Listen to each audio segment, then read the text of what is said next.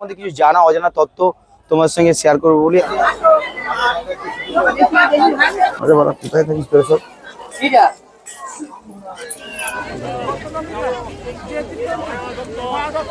তর্পণ করে কি কারণে সেই সমস্তটাই আজকে আমার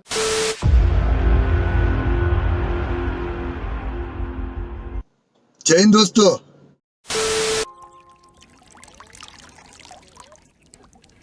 সেই ছোটবেলা থেকে মহালয়ার দিন ভোরবেলায় গায়ক বীরেন্দ্র কিশোর ভদ্রের কণ্ঠে মহালয়ার গান শুনে ঘুম ভাঙার সঙ্গে যেমন অনেক স্মৃতি জড়িয়ে আছে, সেই রকম পুরনো এবং নতুনের মেলবন্ধনে আজকে আবার এক নতুন প্রয়াস নিয়ে আমরা চলে এসেছি হুগলি জেলার ত্রিবেণী পুণ্যস্থান ত্রিবেণী ঘাটে। আমরা চলে এসেছি হুগলি জেলার পুণ্য তীর্থস্থান ত্রিবেণী ঘাটে। এখানে গঙ্গা যমুনা সরস্বতী মুক্তবেণী হিসাবে প্রবাহিত হয়েছে।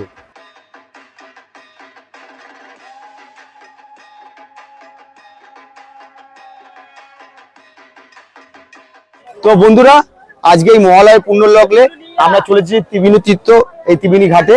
তো প্রথমেই সবাইকে জানাই আজকে মহালয়ার প্রীতি শুভেচ্ছা অভিনন্দন। তো আজকে আমরা এখানে কি কারণে এসেছি, আমাদের মূল উদ্দেশ্য হচ্ছে আজকে এই যে মহালয়ার যে বিষয়ত্ব, সেটা কি কারণে মহালয়া হয়, বা আজকে এই যে হাজার হাজার মানুষ যে গঙ্গা স্নানে ভিড় জমায় কি কারণে তারা আসে, বা আজকে প্রত্যেকটি মানুষ যারা তাদের পিতৃপুরুষের উদ্দেশ্যে তর্পণ করে কি কারণে, পুরাণের মহাভারতের সঙ্গে মহালয়ার কি সম্পর্ক আছে, এই সমস্তটাই আজকে তোমাদের এই ভিডিওতে আমরা দেখাবো। তো তার জন্য তোমাদের কি করতে হবে বন্ধুরা, আমাদের ভিডিওটা পুরো শুরু থেকে শেষ পর্যন্ত দেখতে হবে।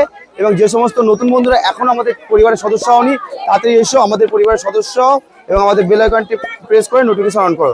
চলো বন্ধুরা, সাথে থাকো, আমরা আজকে ভিডিওটা তোমাদের পুরো। হিন্দু শাস্ত্র মতে মহালয়া হলো পিতৃপক্ষ এবং দেবীপক্ষের সন্ধিক্ষণ।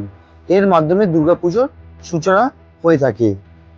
মনে করা হয় দেবী দুর্গা এই দিনই মর্তে অবতরণ করেছিলেন বলে বিশ্বাস করা হয়।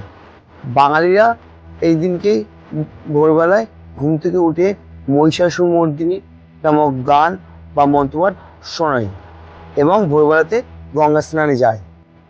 এছাড়াও পিতৃপক্ষের প্রয়াত পূর্বপুরুষদের আত্মার শান্তি কামনা করে জলদান বা তর্পণ করে থাকে এবং পরলোকগত পূর্বপুরুষদের শ্রদ্ধা জানানো হয়।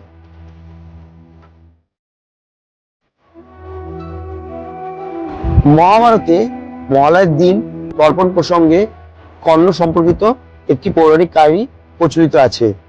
মহাভারত যুদ্ধে কর্ণ মৃত্যুবরণ করার পর যখন স্বর্গে যায়, তখন তাকে তার আত্মীয়দের সাথে খেতে দেওয়া হলেও তার আত্মীয়দের জল খাবার দেওয়া হয়, কিন্তু কর্ণকে স্বর্ণ দান করা হয়।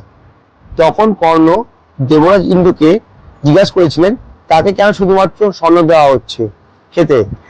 তখন দেবরাজ ইন্দ্র কর্ণকে বলেছিল এটা তার কর্মের ফল, কেন সে বেঁচে থাকাকালীন কখনোই তার পিতৃপুরুষদের উদ্দেশ্যে কোনো খাবার বা জল প্রদান করেনি, সেই কারণেই তাকে এই স্বর্ণ দান করা হচ্ছে।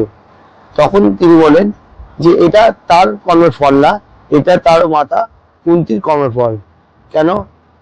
তার মাতা তার জন্মের পর তাকে গঙ্গায় ভাসিয়ে দিয়েছিল এবং তিনি জন্মের পর তার মা রাধা মায়ের কাছে মানুষ হয়েছিল, কিন্তু সে যখন আসল সত্যি ঘটনা জানতে পারে তখন অনেক দেরি হয়ে গেছিল।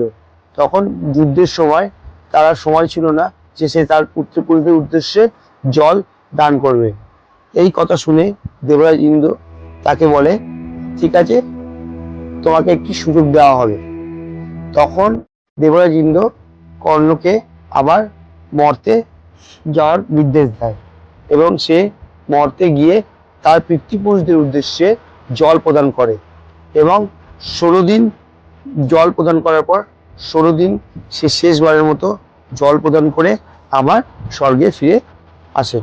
এই বিশ্বাস মতেই হিন্দুরা মহালয়ার দিন ভোরবেলায় নিজেদের পূর্বপুরুষদের আত্মার শান্তি কামনার জন্য জলদান বা তর্পণ করে থাকেন। এই ত্রিবেণীতে আসতে গেলে তোমাদেরকে হাওড়া কাটোয়া শাখার যে কোনো লোকাল ট্রেন ধরে ত্রিবেণী স্টেশনে নেবে। সেখান থেকে হাঁটা পথে মাত্র 10 থেকে 15 মিনিট, বা অটো বা টোটো করে মাত্র 5 মিনিটে খুব সহজেই ত্রিবেণী ঘাটে চলে আসা যাবে। তো বন্ধুরা, আমাদের আজকের ভিডিও আমাদের এই পর্যন্তই। তো ভিডিওটা কেমন লাগলো অবশ্যই আমাদের কমেন্টসে জানিও। আর সবশেষে একটাই কথা আবারও বলছি, তোমাদের একটা লাইক এবং একটা সাবস্ক্রাইব আমাদের অনেক অনুপ্রেরণা দেয়। তো প্লিজ তোমরা অবশ্যই আমাদের চ্যানেলটি সাবস্ক্রাইব করো এবং ভালো লাগলে আমাদের লাইক এবং শেয়ার করতে ভুলো না। তো চলো বন্ধুরা, সাথে থাকো এবং সুস্থ থাকো। আবার খুব তাড়াতাড়ি নেক্সট কোনো ভিডিওতে তোমার সাথে দেখা হচ্ছে। সি ইউ বন্ধুরা।